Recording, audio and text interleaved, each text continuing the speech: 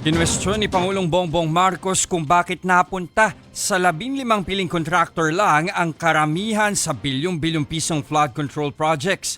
Pero paglilinaw ng Pangulo, sa ngayon, hindi ibig sabihin ay sangkot sa anumang anomalya ang mga ito. Narito ang report ni Maricel Halili. 2 linggo mula nang ipag-utos ni Pangulong Bongbong Marcos ang investigasyon sa flood control project sa bansa, hawak na niya ang paunang impormasyon. Ang ilan dito, kinwestiyon ng Pangulo. Sa pagsisimula ng kanyang termino noong 2022, 545 billion pesos ang inilaan para sa higit 9,000 flood control projects. Sa laki ng halagang ito, saan ba napupunta ang pera? I don't know about you, but that is a very big number. That is an enormous number. Pero ang mas nakakabigla, higit 6,000 sa mga yan o katumbas ng 350 billion pesos ang walang malinaw na detalye. Walang paliwanag kung anong uri ng proyekto, saan ginawa o ano ang output. May mga dokumentong literal na nagka-copy-paste lang. Parehong disenyo, parehong halaga, parehong kontraktor, pero magkaibang lugar. It is impossible for one barangay, even if they are the next barangay, to have the exact same project to the exact same amount with the exact same contractor.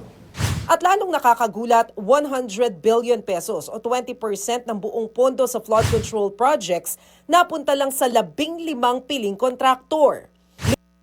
Panya pa riyan, may proyekto mula Luzon, Visayas hanggang Mindanao. Pero hindi raw ibig sabihin na guilty sa kickback ang mga ito. Pero bakit hindi pa rin pinapangalanan ni Pangulong Marcos sa mga sangkot? Let's be circumspect about pointing fingers and shouting at people. Tignan natin na mabuti. There are not assessments. We are not accusing anyone of anything yet. Sa kabila ng paglutang ng mga bilyong-bilyong pisong kontrata, bukas naman daw ang Pangulo sa tulong ng mga bilyonaryong negosyante. Kabilang na si Ramon Ang na nag-alok na gastusan ng flood control project sa Metro Manila, gaya ng libreng pagpapagawa ng drainage system at clearing operations. We've seen his projects. Maganda naman ang mga nagiging resulta. He's able to bring it in on time. And, the man is an engineer. So I'm sure pinag-aralan niya na mabuti yan. Nasa 170 pumping stations na raw ang ginawa sa buong bansa. Karamihan dito ay makikita sa Metro Manila. Maganda raw ang intensyon, pero sabi ng Pangulo, hindi ito gagana kung walang solusyon sa basura.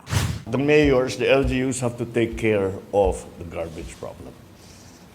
It simply doesn't work until we have a solution to the garbage problem.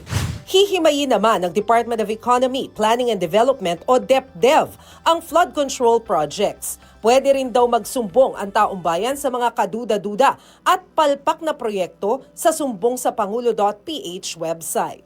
Nagbabalita mula sa Frontline, Maricel Halili, News 5.